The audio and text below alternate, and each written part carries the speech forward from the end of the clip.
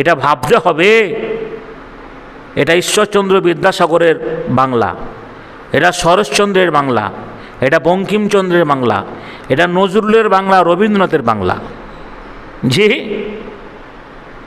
বড় বড় সাহিত্যিক এই দেশে জন্মগ্রহণ করেছেন, যাদের আদর্শ আমাদের মধ্যে রয়েছে, তারা একইভাবে, তাদের মধ্যে তো এইরকম বিভাজন ছিল না, হিন্দু মুসলমানের এই ছোঁয়াছুঁয়ি ভাবটা ছিল না। একটা মানুষ সবারই জন্য সমান হতে পারে না, একটা মানুষ সবারই জন্য সমান হতে পারে না, এটা বাস্তব।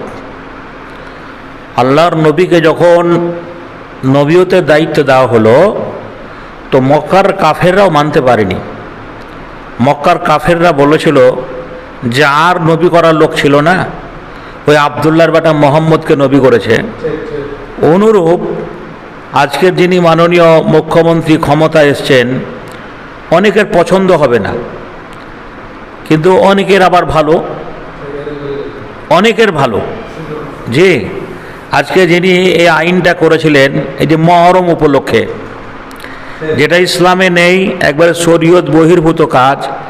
ইসলাম ধর্মে 5 ওয়াক্ত নামাজ ফরজ, রমজান মাসে রোজা রাখা ফরজ, যে ধনী হলে হজ করা ফরজ,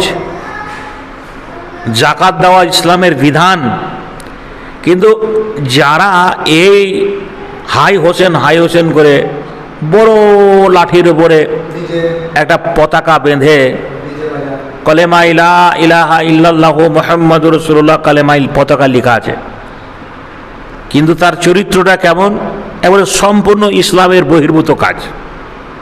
হাফ প্যান্ট, হাফ গেঞ্জি, লাল ফেটা, তারপরে নেশা অবস্থায়, অনেকেই মদ খাওয়া অবস্থাতে এই যে বাদ্যযন্ত্র ডিজে আপনার এই বড় বড় ট্রাক্টরে চাপিয়ে, যেটা এই সরকার আসার পরে বন্ধ করেছেন। সরকারকে অশেষ অশেষ অশেষ ধন্যবাদ। এই নিয়ম নীতির মধ্যে যেটা সার্কুলারকে সামনে রেখে, এটা এই ধর্ম বলে নয়, সব ধর্মেরই ধর্মের উপরে বাড়াবাড়ি। আমি যেমনি একটা কথা আপনাদের বলি যে সব ধর্মে এরকম বাড়াবাড়ি রয়েছে। তো আজকে এই যে মহরম হলো, তো সারা পশ্চিম বাংলা তথা সারা ভারতবর্ষে যে নিয়ম নীতি বেঁধে দেওয়া হয়েছে, সেই নিয়ম নীতির প্রেক্ষাপটে অপ্রীতিকর ঘটনা ঘটেছে বলে আমার চোখে আজও পড়েনি। সোশ্যাল মিডিয়ায় একটু তো একাডুকু হয়তো কোথাও পড়েনি, কোনো জায়গায় হিন্দু মুসলমানের মহরমকে কেন্দ্র করে ঝামেলা হয়েছে, এরকম ঘটনা নজিরবিহীন আমার চোখে পড়েনি। অনুরূপ আজকে কিছু মুসলমান, উগ্রতবাদী মুসলিম, তারা উল্টো পাল্টা কথা বলে সনাতনী হিন্দু ভাইদের উপরে ছোট বড় কথা বলেন। অনেক সনাতনী হিন্দু ভাই দেখছি তারা নিজের মার্গাই বজায় রাখার জন্য, যে আমরা ক্ষমতায় সরকার এসছে, আমাদের সরকার বলে মুসলমানদেরকে যা মন তাই অনেকজন সোশ্যাল মিডিয়ায় বলছে। তো উভয় মানুষকে বলছি, যারা এখনও সংযত হয়নি, মুসলমানরা বলছে ওদেরকে মারবো, ওরা বলছে তো ওদেরকে মারবো, এটা ভাবতে হবে। এটা ঈশ্বরচন্দ্র বিদ্যাসাগরের বাংলা, এটা শরৎচন্দ্রের বাংলা, এটা বঙ্কিমচন্দ্রের বাংলা, এটা নজরুলের বাংলা, রবীন্দ্রনাথের বাংলা। যে বড় বড় সাহিত্যিক এই দেশে জন্মগ্রহণ করেছেন, যাদের আদর্শ আমাদের মধ্যে রয়েছে, তারা একইভাবে, তাদের মধ্যে তো এইরকম বিভাজন ছিল না, হিন্দু মুসলমানের এই ছোঁয়াছুঁয়ি ভাবটা ছিল না। সকলকে যেন বোঝার তৌফিক দান করুক। ও দেশের নেতা মন্ত্রীরা শুনে নাও, মুসলমানদের মধ্যে কেমন আদর্শ ছিল, কেমন করে নেতৃত্ব দিয়েছেন, কেমন রাজ্য চালিয়েছেন, কেমন করে তাদের আদর্শটা কেমন ছিল। আজকে সেই আদর্শকে লক্ষ্য রেখে সুবহানাল্লাহ, যে আদর্শ মুসলমানদের রয়েছে, এই আদর্শ প্রসঙ্গে অনেক অধর্ম অমুসলিম ভাইয়েরা না জেনে না শুনে মুসলমানদের খারাপ বলে, মুসলমানদের খারাপ বলে। একটার পর একটা ধারাবাহিকভাবে আলোচনা করলে পরে অনেক তথ্য বেরিয়ে আসবে। একদিন মুসলমানদের আদর্শকে দেখে সবাই স্যালুট জানাতো, শ্রদ্ধা করত, সম্মানের পাত্র ছিল। আজ সারা বাংলার মুসলমান শুনে নাও, কেন আমরা অন্য জাতির কাছে এত চোখ রাঙারাঙি দেখি, কেন আমাদের খারাপ বলে, কেন আমরা অন্য জাতির কাছে লাঞ্ছিত, বঞ্চিত, ঘৃণিত, অপমানিত? কারণ একটাই, ১৫০০ বছর পূর্বে আল্লাহর নবী মহামানব, আনকোশ্চেন লিডার অফ দ্য ওয়ার্ল্ড, জগৎগুরু মুহাম্মদুর রাসূলুল্লাহ সাল্লাল্লাহু আলাইহি সাল্লাম বিদায় হজে বলেছিলেন, সাহাবীরা শুনে নাও, আমি তোমাদের কাছে দুটো জিনিস রেখে গেলাম, একটা আল্লাহর কালাম কোরআন, আর নবীর হাদিস। হাদিস ও কোরআনের অনুকূলে তোমরা যদি চলো, বিশ্বের সমগ্র জাতিরা তোমাকে সম্মান করবে, শ্রদ্ধা করবে, তুমি হবে সবার কাছে সম্মানের পাত্র। যদি কোরআন হাদিসের আলোকে তুমি না চলো, তোমার জ্ঞান গরিমায় চলো, তুমি যদি জাহেল মূর্খদের পিছনে নেতৃত্ব দাও, তুমি যদি দুনিয়া কামাইয়ের জন্য তাদের পিছনে নেতৃত্ব দাও, তাহলে বিশ্বের সমগ্র জাতির কাছে তুমি হবে বঞ্চিত, অবহেলিত, অপমানিত। সুবহানাল্লাহ, আমরা আসল নেতাটাকে ভুলে গেছি। সারা পৃথিবীতে, তাম দুনিয়ায় যত নেতা জন্মগ্রহণ করেছেন, মুহাম্মদের ঊর্ধ্বে কেউ নেই। বলুন সুবহানাল্লাহ। মুহাম্মদুর রাসূলুল্লাহ সাল্লাল্লাহু আলাইহি ওয়াসাল্লাম যে শ্রেষ্ঠ মহামানব, তার প্রমাণ আপনার কাছে মোবাইল রয়েছে, দামি মোবাইল রয়েছে। সুবহানাল্লাহ, এই দামি মোবাইলে গুগলে যাবেন, গুগলে গিয়ে বলবেন, আজকের ইন্টারনেটের যুগে, যান্ত্রিক সভ্যতার যুগে, শিক্ষিত সভ্য সমাজে, এই রাজনীতির প্ল্যাটফর্মে মহামানবকে। আপনার মোবাইলটা যদি সনাতনী ভাইয়ের হয়, খ্রিস্টান ভাইয়ের হয়, ইহুদি ভাইয়ের হয়, যে ধর্মের যে বর্ণের হোক না কেন, ওই দামি মোবাইলটাই বলবে, একটা লোকের নাম বেরিয়ে আসবে, যেমনি আখেরি পয়গম্বর, দোজাহানের নবী, আনকোশ্চেন লিডার অফ দ্য ওয়ার্ল্ড, জগৎগুরু মুহাম্মদুর রাসূলুল্লাহ সাল্লাল্লাহু আলাইহি সাল্লাম। মুসলমান, তুমি আজকে লাঞ্ছিত কারণ একটাই, তুমি ইসলামকে ভুলে গেছো, রাসূলের আদর্শ থেকে সরে গেছো। যেদিন তোমার মধ্যে আল্লাহ রাসূলের আদর্শ থাকবে, আল্লাহর ভয় থাকবে, আল্লাহর আনুগত্য থাকবে, বিশ্বের সমগ্র জাতি তোমাকে সম্মান করবে, শ্রদ্ধা করবে। তুমি হবে সবার কাছে যে আদর্শ মানুষ, তুমি হবে সবার কাছে আদর্শ মানুষ। আমরা চোর নেতাদের পিছনে নেতৃত্ব দিয়ে নিজের ঈমান আমার নষ্ট করে দিয়েছি। আল্লাহ হেফাজত করুক। বন্ধুরে আমার, ভাইয়ের আমার, আল্লাহ আমাদের ক্ষমা করুক। আমরা যেন আসল মহামানবকে চিনতে পারি, যিনি আল্লাহ রাব্বুল আলামিন আল্লাহ রাসূলকে রহমাতুল লিল আলামিন করে, যে শেষ নবী করে, শেষ পয়গম্বর করে পাঠিয়েছেন ধরার বুকে। 1,24,000 পয়গম্বরের মধ্যে যিনি শ্রেষ্ঠ, আমরা হতভাগা মুসলমান তার আনুগত্য করতে পারিনি, তার দিকে আমরা তাকাতে পারিনি। আল্লাহ রাব্বুল আলামিন আমাদের ক্ষমা করুক, যে ক্ষমা করুক।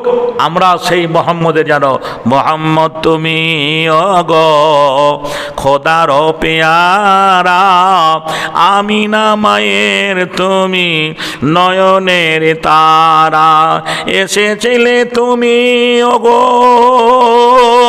সেই নিশি রাতে, মুখেতে খোদার বাণী কোরআন নিয়ে হাতে, তব শুভ গমনে সকলেরই মাঝে, মুখেতে তৌহিদের বাণী সব হৃদয়ে বাজে।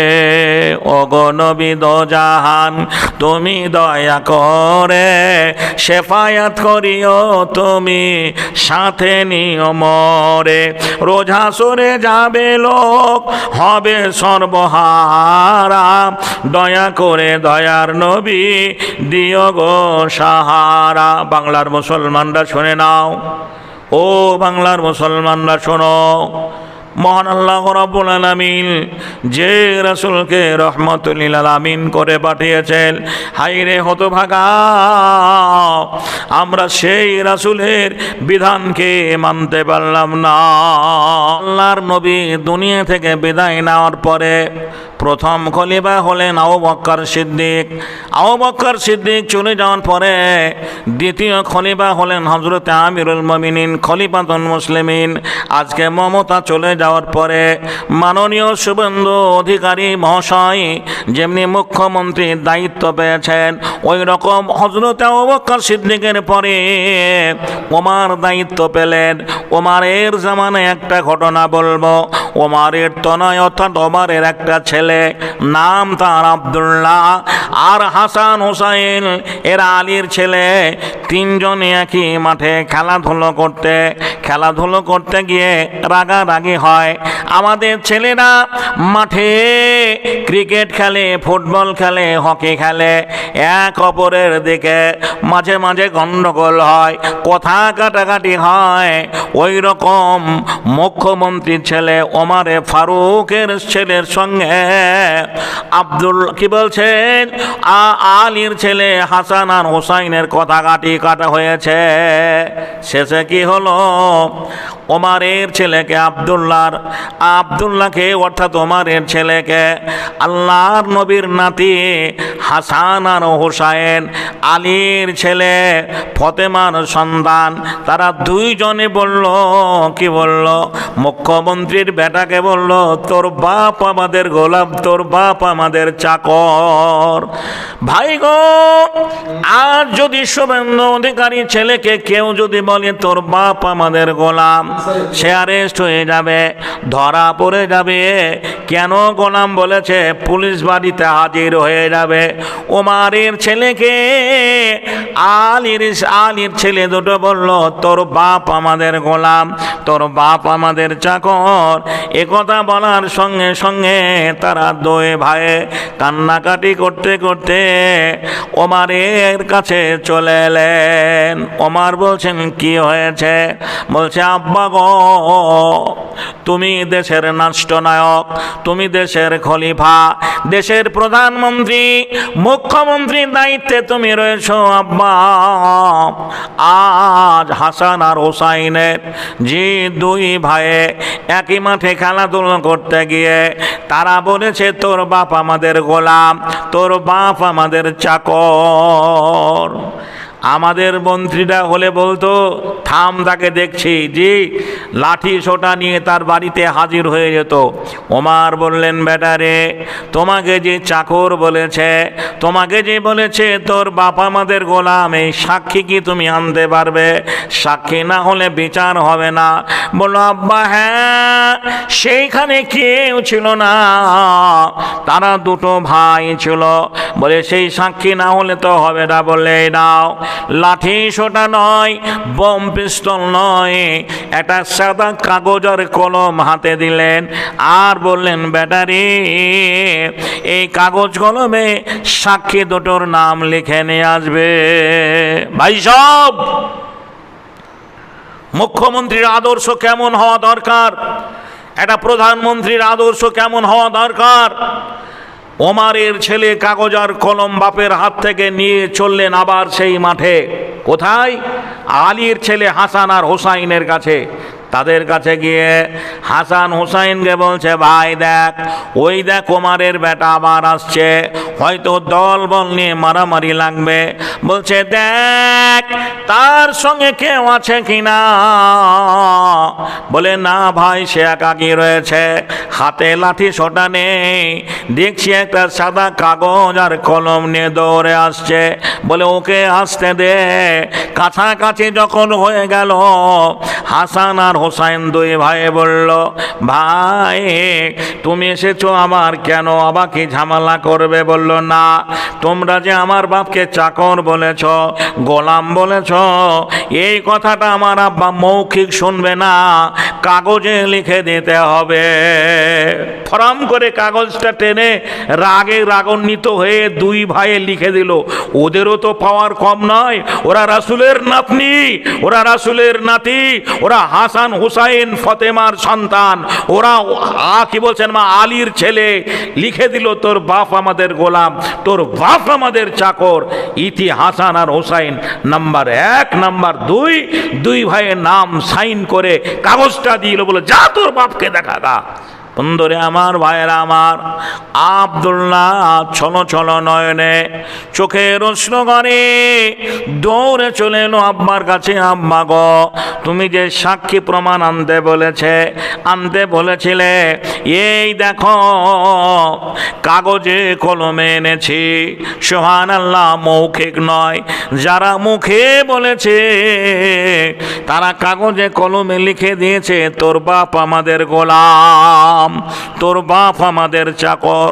ওমার ছেলের কাছ থেকে কাগজটা নিলেন, ঝরঝর করে পানি গড়িয়ে এলো। রব্বুল আলামিন, আমি নগণ্য ওমর, আল্লাহর নবী চলে যাওয়ার পরে, হযরত আবু বকর সিদ্দিকের পরে আমি দায়িত্ব পেয়েছি। রব্বুল আলামিন, জানি না জনগণের পরিষেবা কতটুকু করতে পেরেছি, কিন্তু আজ জান্নাতের সর্দারিনী ফাতেমার দুই সন্তান কাগজে লিখে দিয়েছে, আলীর ছেলে কাগজে লিখে দিয়েছে, নবীর নাতি কাগজে লিখে দিয়েছে, তোর বাপ আমাদের গোলাম, তোর বাপ আমাদের চাকর। রব্বুল আলামিন, আমি নগণ্য ওমর, কিয়ামতের মাঠে এই রাজ্য চালাতে গিয়ে যদি কোনো ভুল ত্রুটি করি ক্ষমা করে দিও, তবে দেশের জনগণের কিছু করতে না পারলেও আমি তাদের দুটো ভাইয়ের গোলামি করতে পেরেছি, সাক্ষী প্রমাণ তুমি থেকে যেও। ও দেশের নেতা মন্ত্রীরা শুনে নাও, মুসলমানদের মধ্যে কেমন আদর্শ ছিল, কেমন করে নেতৃত্ব দিয়েছেন, কেমন রাজ্য চালিয়েছেন, কেমন করে তাদের আদর্শটা কেমন ছিল।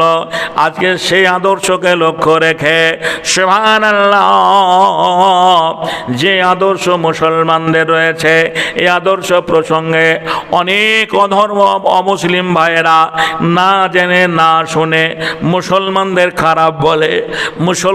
খারাপ বলে, একটার পর একটা ধারাবাহিকভাবে আলোচনা করলে পরে অনেক তথ্য বেরিয়ে আসবে। একদিন মুসলমানদের আদর্শকে দেখে সবাই স্যালুট জানাতো, শ্রদ্ধা করত, সম্মানের পাত্র ছিল। আজ সারা বাংলার মুসলমান শুনে নাও, কেন আমরা অন্য জাতির কাছে এত চোখ রাঙারাঙি দেখি, কেন আমাদের খারাপ বলে, কেন আমরা অন্য জাতির কাছে লাঞ্ছিত, বঞ্চিত, ঘৃণিত, অপমানিত? কারণ একটাই, ১৫০০ বছর পূর্বে আল্লাহর নবী মহামানব, আনকোশ্চেন লিডার অফ দ্য ওয়ার্ল্ড, জগৎগুরু মুহাম্মদুর রাসূলুল্লাহ সাল্লাল্লাহু আলাইহি সাল্লাম বিদায় হজে বলেছিলেন, সাহাবীরা শুনে নাও, আমি তোমাদের কাছে দুটো জিনিস রেখে গেলাম, একটা আল্লাহর কালাম কোরআন, আর নবীর হাদিস ও কোরআনের অনুকূলে তোমরা যদি চলো, বিশ্বের সমগ্র জাতিরা তোমাকে সম্মান করবে, শ্রদ্ধা করবে, তুমি হবে সবার কাছে সম্মানের পাত্র। যদি কোরআন হাদিসের আলোকে তুমি না চলো, তোমার জ্ঞান গরিমায় চলো, তুমি যদি জাহেল মূর্খদের পেছনে নেতৃত্ব দাও, তুমি যদি দুনিয়া কামাইয়ের জন্য তাদের পেছনে নেতৃত্ব দাও, তাহলে বিশ্বের সমগ্র জাতির কাছে তুমি হবে বঞ্চিত, অবহেলিত, অপমানিত। সুবহানাল্লাহ, আমরা আসল নেতাটাকে ভুলে গেছি। সারা পৃথিবীতে তাম দুনিয়ায় যত নেতা জন্মগ্রহণ করেছেন, মুহাম্মদের ঊর্ধ্বে কেউ নেই। বলুন সুবহানাল্লাহ। মুহাম্মদুর রাসূলুল্লাহ সাল্লাল্লাহু আলাইহি ওয়াসাল্লাম যে শ্রেষ্ঠ মহামানব, তার প্রমাণ আপনার কাছে মোবাইল রয়েছে, দামি মোবাইল রয়েছে। সুবহানাল্লাহ।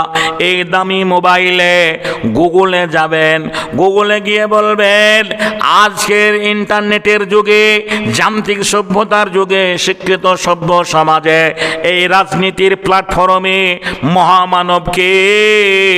আপনার মোবাইলটা যদি সনাতনী ভাইয়ের হয়, খ্রিস্টান ভাইয়ের হয়, ইহুদি ভাইয়ের হয়, যে ধর্মের যে বর্ণের হোক না কেন, ওই দামি মোবাইলটাই বলবে, একটা লোকের নাম বেরিয়ে আসবে, যেমনি আখেরি পয়গম্বর, দোজাহানের নবী, আনকোশ্চেন লিডার অফ দ্য ওয়ার্ল্ড, জগৎগুরু মুহাম্মদুর রাসূলুল্লাহ সাল্লাল্লাহু আলাইহি ওয়াসাল্লাম। মুসলমান, তুমি আজকে লাঞ্ছিত কারণ একটাই, তুমি ইসলামকে ভুলে গেছো, রাসূলের আদর্শ থেকে সরে গেছো। যেদিন তোমার মধ্যে আল্লাহ রাসূলের আদর্শ থাকবে, আল্লাহর ভয় থাকবে, আল্লাহর আনুগত্য থাকবে, বিশ্বের সমগ্র জাতি তোমাকে সম্মান করবে, শ্রদ্ধা করবে।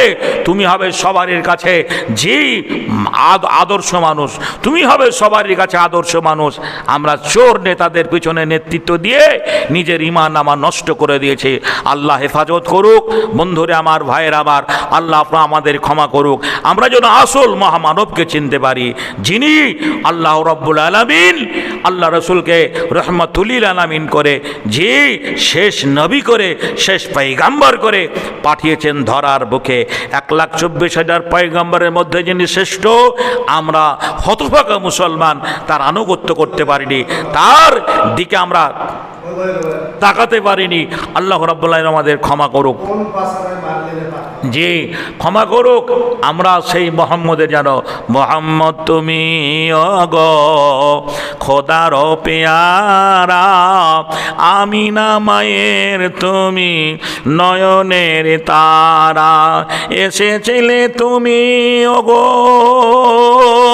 সেই নিশি রাতে, মুখেতে খোদার বাণী কোরআন নিয়ে হাতে, তব শুভ কামনে সকলেরই মাঝে, মুখেতে তৌহিদের বাণী সব হৃদয়ে বাজে।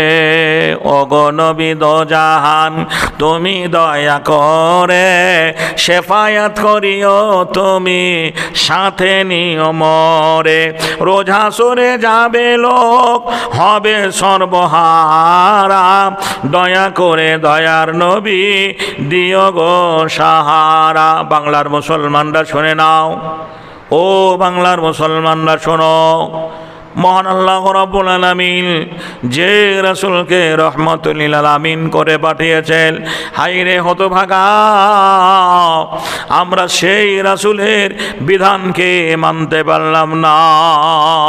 আল্লাহর নবী দুনিয়া থেকে বিদায় নেওয়ার পরে প্রথম খলিফা হলেন আবু বকর সিদ্দিক। আবু বকর সিদ্দিক চলে যাওয়ার পরে দ্বিতীয় খলিফা হলেন হযরত আমিরুল মুমিনিন খলিফাতুল মুসলিমিন।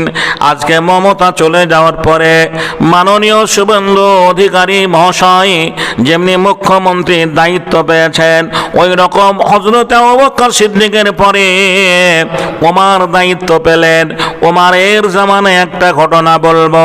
ওমরের তনয় অর্থাৎ ওমরের একটা ছেলে, নাম তার আব্দুল্লাহ, আর হাসান হোসাইন এরা আলীর ছেলে, তিনজনে একই মাঠে খেলাধুলো করতে খেলাধুলো করতে গিয়ে রাগারাগি হয়।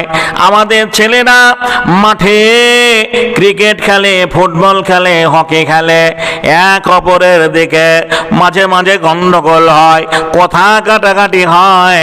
ওই রকম মুখ্যমন্ত্রীর ছেলে ওমারে ফারুকের ছেলের সঙ্গে আব্দুল কি বলছেন আলীর ছেলে হাসান আর হোসাইনের কথা কাটা হয়েছে।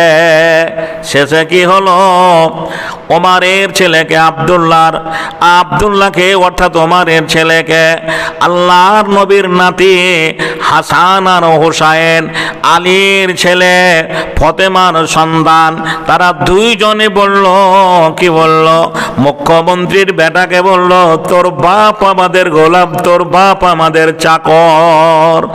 ভাই গো, আজ যদি শুভেন্দু অধিকারী ছেলেকে কেউ যদি বলে তোর বাপ আমাদের গোলাম, সে অ্যারেস্ট হয়ে যাবে, ধরা পড়ে যাবে। কেন গোলাম বলেছে? পুলিশ বাড়িতে হাজির হয়ে যাবে। ওমারের ছেলেকে আলীর ছেলে দুটো বলল, তোর বাপ আমাদের গোলাম, তোর বাপ আমাদের চাকর। একথা বলার সঙ্গে সঙ্গে তারা দুই ভাই কান্নাকাটি করতে করতে ওমারের কাছে চলে এলেন। ওমার বলছেন, কি হয়েছে?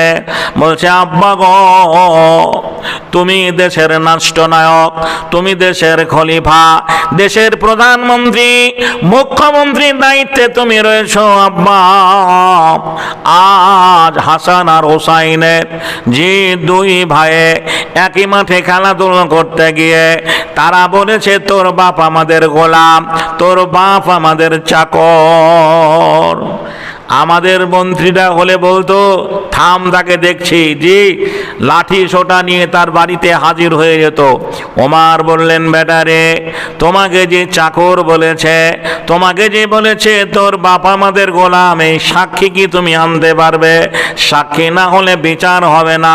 বললো, আব্বা হ্যাঁ, সেইখানে কেউ ছিল না, তারা দুটো ভাই ছিল। বলে, সেই সাক্ষী না হলে তো হবে না। বলে, দাও, লাঠি সোটা নয়, বম পিস্তল নয়, একটা সাদা কাগজ আর কলম হাতে দিলেন আর বললেন, ব্যাটারি, এই কাগজ কলমে সাক্ষী দুটোর নাম লিখে নিয়ে আসবে। ভাই সব, মুখ্যমন্ত্রীর আদর্শ কেমন হওয়া দরকার, একটা প্রধানমন্ত্রীর আদর্শ কেমন হওয়া দরকার। ওমারের ছেলে কাগজ আর কলম বাপের হাত থেকে নিয়ে চললেন আবার সেই মাঠে। কোথায়? আলীর ছেলে হাসান আর হোসাইনের কাছে। তাদের কাছে গিয়ে হাসান হোসাইনকে বলছে, ভাই দেখ, ওই দেখ ওমারের বেটা আবার আসছে, হয়তো দল বল নিয়ে মারামারি লাগবে।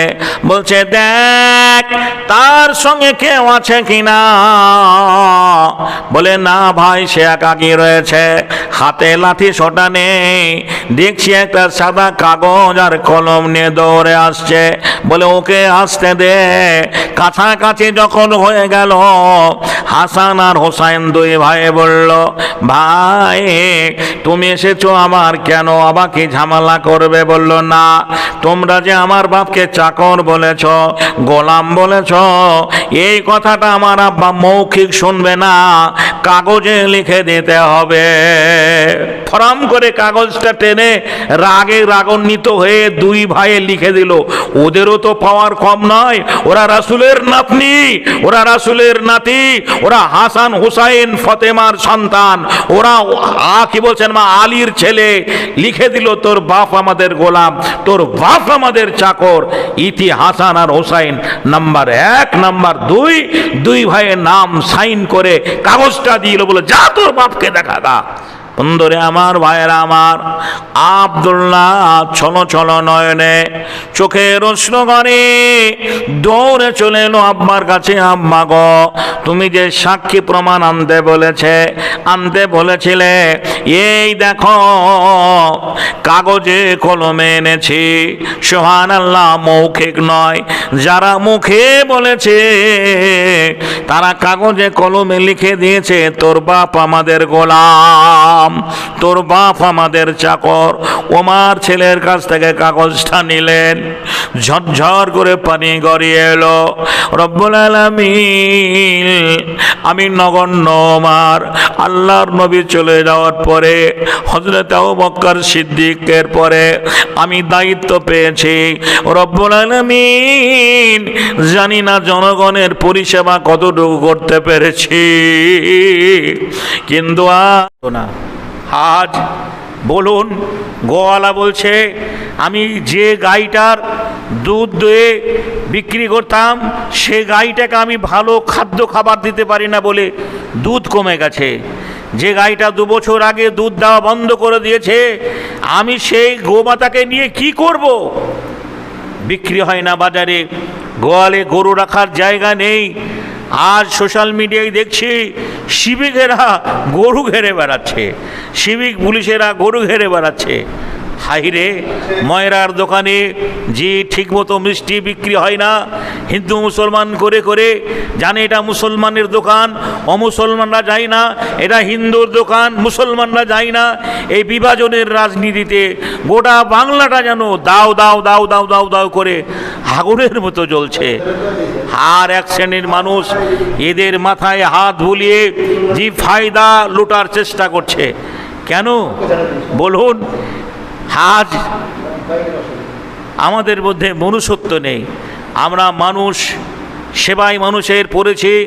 স্বামী বিবেকানন্দের ভাষায় বলা যায়, সেবাই মানুষের পরম ধর্ম। জীবে প্রেম করে যেই জন, সেই জন সেবিছে ঈশ্বর, নররূপী নারায়ণ। সনাতনী হিন্দু ভাইদের কথা, যাদের আদর্শ নররূপী নারায়ণ, মানুষই ভগবান, মানুষই ভগবান, মানুষের সেবা করলে ভগবানের সেবা করা হবে। যেখানে বলে গেছেন যে সেবাই মানুষের পরম ধর্ম, সেবাই মানুষের পরম ধর্ম।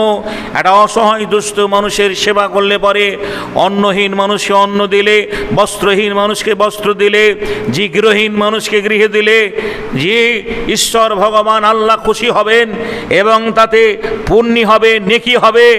কিন্তু আজকে বলুন, যে উচ্ছেদের নামে বুলডোজার দিয়ে বাড়িঘর ভেঙে দেওয়া হচ্ছে।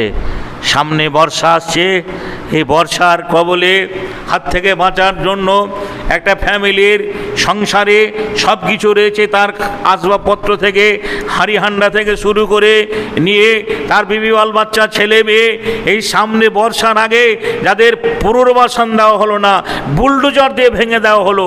বলুন, এই বর্ষার বৃষ্টিতে তারা কোন জায়গায় আশ্রয় নেবে? জিয়াগঞ্জের ওই পারে একটা জায়গায় দেখছিলাম, একটা অনাথ শিশুকে নিয়ে একটা বৃদ্ধ লোক একটা গাছতলায় বসে রয়েছে। রেলের হয়তো জায়গা ছিল, বাড়িটা টাল চাপানো ছিল, বাঁশের খুঁটি দিয়ে তৈরি, ভেঙে দেওয়া হয়েছে। সেই বাচ্চা মেয়েটাকে নিয়ে ওই বৃদ্ধ বাপটা কঠোর নহিনে কান্না করছে। বাংলার মানুষ এই কান্নাগুলোকে দেখতে পায় না। হকারের আর্তনাদ, হকারের কান্না, এটা কি মানুষের কানে এখনো পৌঁছায়নি? কবে বাংলার পরিবর্তন হবে? শাসনের নামে অপশাসন চলছে, শাসনের নামে অপশাসন চলছে, যা বলছে তাই হচ্ছে। আজ মানুষ, আসুন আমরা বিভাজনের রাজনীতি ভুলে গিয়ে আমরা এই ঐক্যমঞ্চ তৈরি করি। হিন্দু মুসলমান যত ধর্মের মানুষ রয়েছে, আমরা আবার সেই এক জায়গায় ফিরে আসি, অন্যায়ের বিরুদ্ধে প্রতিবাদ করি, রুখে দাঁড়াই, বুক ফাটিয়ে দিই। যারা আমাদের উচ্ছেদের নামে বুলডোজার চালিয়ে বাড়িঘর ভেঙে দিয়েছে, আমরা তাদের পক্ষে লড়াই করি। এ লড়াই যেন যে গরিবের লড়াই, এ লড়াই যেন সর্বহারা মানুষের লড়াই, এ লড়াই যেন অসহায় দুস্থ মানুষের লড়াই। ঈশ্বর ভগবান আল্লাহ যেন আমাদের সে লড়াইয়ের সাকসেসফুল করেন। আমরা যেন আগামী দিনে আবার বাংলাটাকে সোনার বাংলা করে তুলতে পারি।